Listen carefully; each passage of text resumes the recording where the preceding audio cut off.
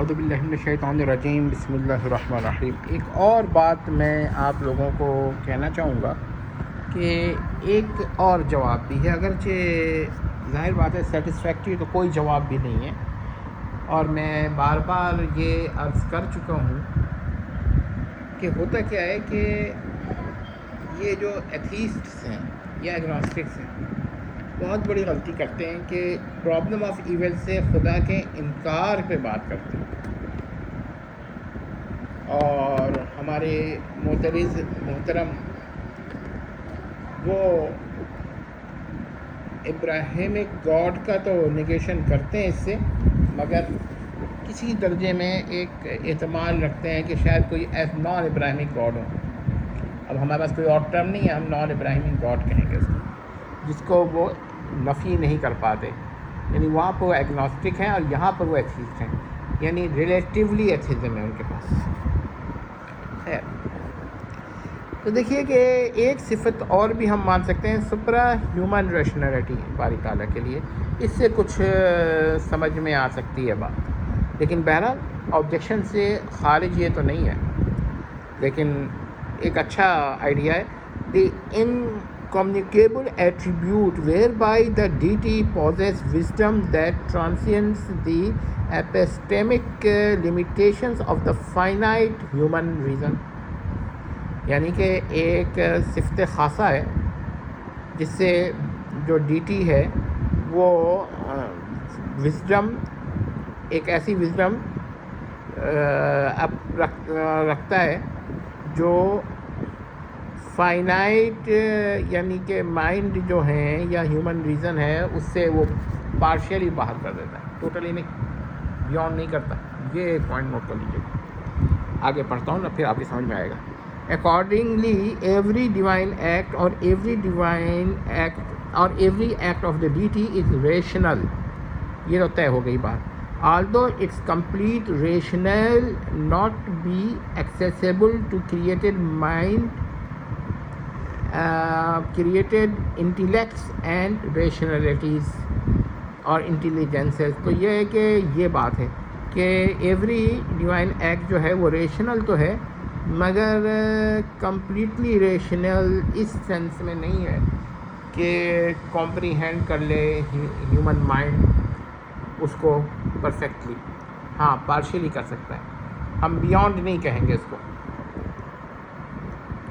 تو کیا ہے، اچھا جی، this resembles with the theory of sceptical theism, ٹھیک ہے نا، اس سے ملتا جلتا ہے ایک تھیوری سے، but there is a difference, لیکن کچھ فرق بھی ہے، تو دیکھتے ہیں کیا ہے۔ The sceptical theists argue we should not expect to deem all of God's reasons for allowing evil, وہ یہ کہتا ہے کہ ہم یہ نہیں سوچتے کہ ہم کو توقع رکھنی چاہیے، ہم کو یہ توقع نہیں رکھنی چاہیے کہ ہم خدا کے تمام ریزنس کو کمپریہینڈ کریں۔ ٹھیک ہے، ایسے بات تو سمجھ میں آتی ہے کہ اگر کوئی خدا ہے تو اس کے ریزنس بھی، لیکن ہم نے یہ تھیوری بعض وجوہ پر نہیں لے رہے ہیں، دوسری تھیوری پیش کریں۔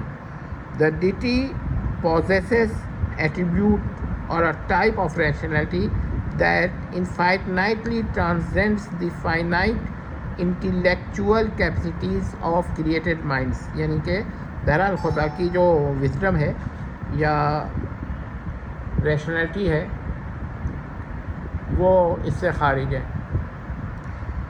This does not say the deity wisdom or rationality is beyond finite minds, but that the deity wisdom or rationality exceeds human cognitive capacity، یعنی کہ خدا کی جو وزڈم ہے نا وہ انسان کے مائنڈ سے باہر تو جاتی ہے، مگر انسان کسی حد تک اس کو سمجھ سکتا ہے، ایک حد ہے، تو ایک حد تک ہم اس کو یہ نہیں کہہ رہے کہ کوئی ایسی ریزن بھی ہے جو بالکل ہی انسان کے عقل سے باہر ہے، جتنے بھی ریزنس ہوں گے کسی نہ کسی حد تک انسان اس کو سمجھ سکتا ہے، مگر ٹوٹلی کمپریہینڈ نہیں کر سکتا۔ یہ تھوڑا سا لنگوسٹکلی پرابلم ہے، دیکھیں کیسا رہتا ہے۔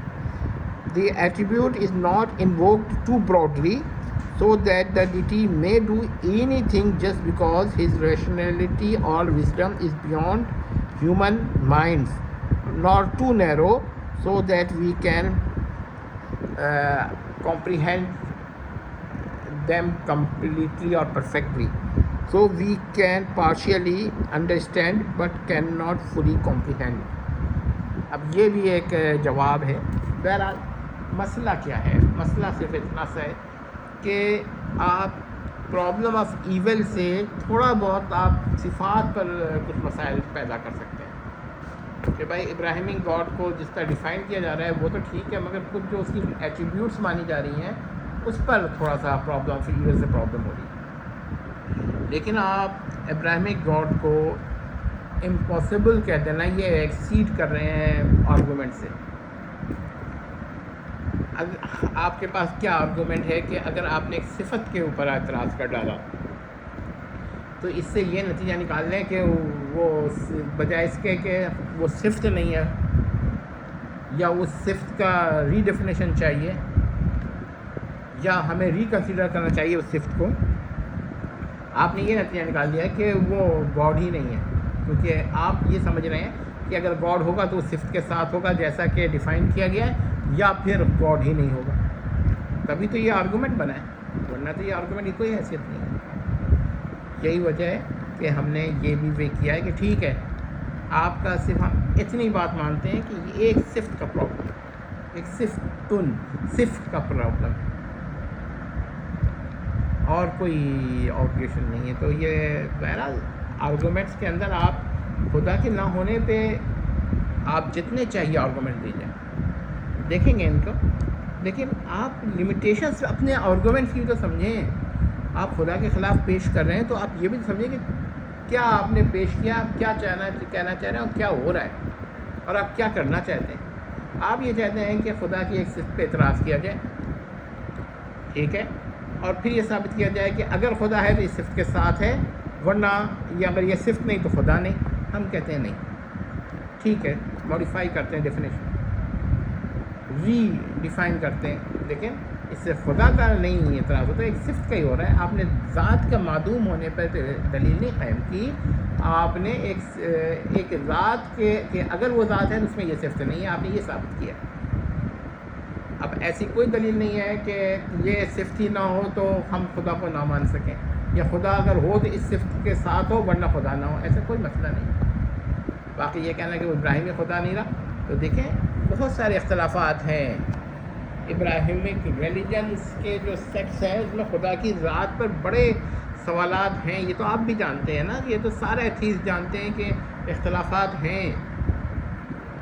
اور آپ چھوڑ دیجیے، معتزلہ کچھ اور کہتا ہے، ایکوینس تھامس کچھ اور کہتا ہے، جہم کا کچھ اور نظریہ ہے، ٹھیک ہے، اور آرتھوڈاکس کرسچینٹی کچھ اور کہہ رہی ہے.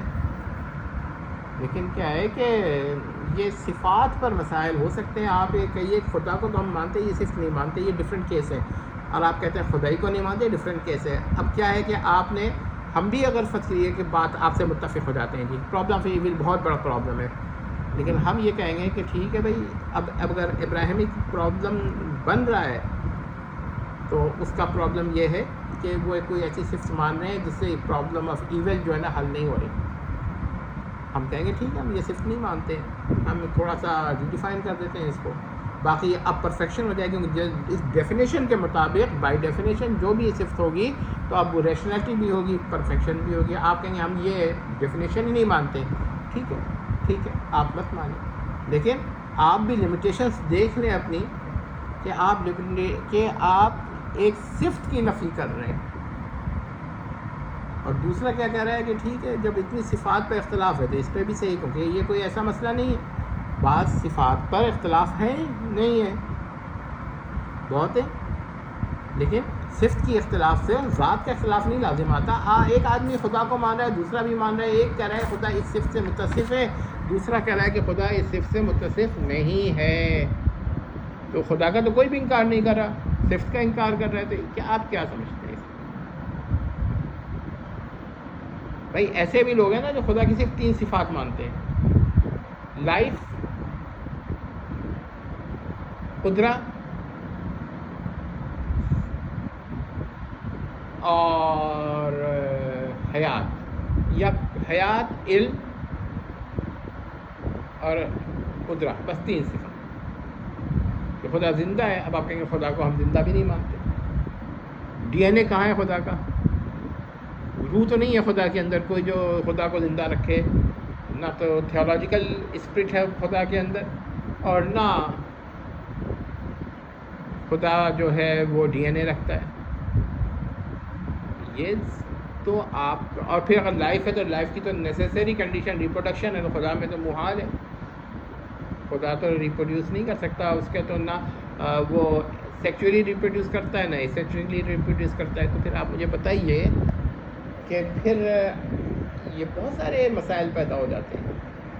لیکن اس سے ذات پر کیا اثر پڑا؟ ایک صفت کا انکار پر تو ہم بھی دلیل قائم کر دیں گے کہ ہاں بھائی یہ لوگ جو ہیں خدا کے لیے یہ صفت مان رہے ہیں، ہم نہیں مانتے یہ صفت خدا کی.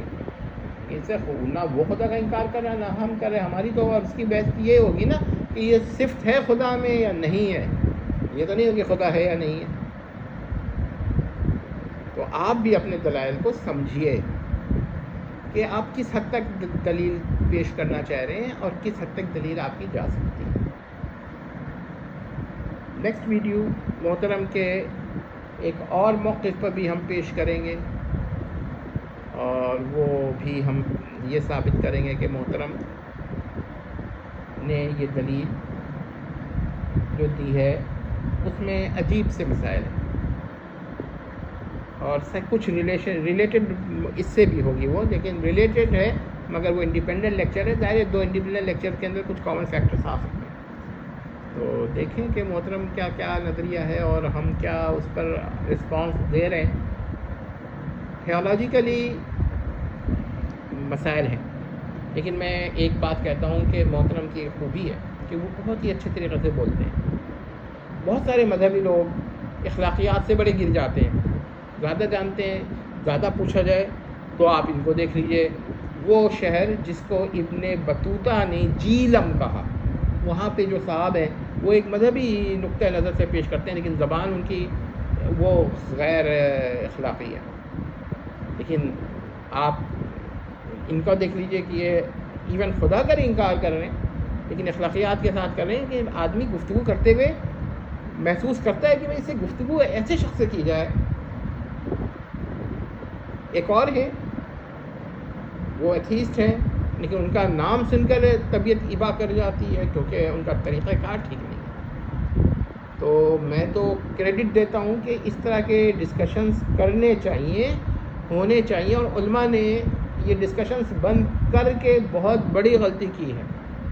بہت مواد موجود ہے مختلف مذاہب میں، اور خود ہمارے وہاں اشاعرہ، ماتریدیہ، ایون سلفیہ میں بھی بحث بہت لمبی جا سکتی ہے. صرف چند باتیں نہیں ہوتی، لیکن ہونی چاہیے.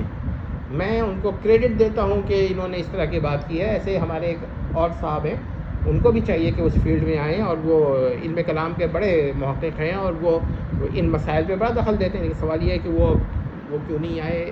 میں ان کا نام تو ضرور لینے کا دل چاہ رہا ہے، لیکن میں اسپیلنگ کر دوں گا کسی وقت. لیکن کیا وجہ ہے کہ کچھ احتیاط میں کر رہا ہوں، کیونکہ یوٹیوب کی پالیسیز میں نے پڑھی ہے. جس حد تک میں نے اس کی پالیسیز سمجھا ہوں تو احتیاط کا تقاضا بہت اچھا ہے. والسلام تم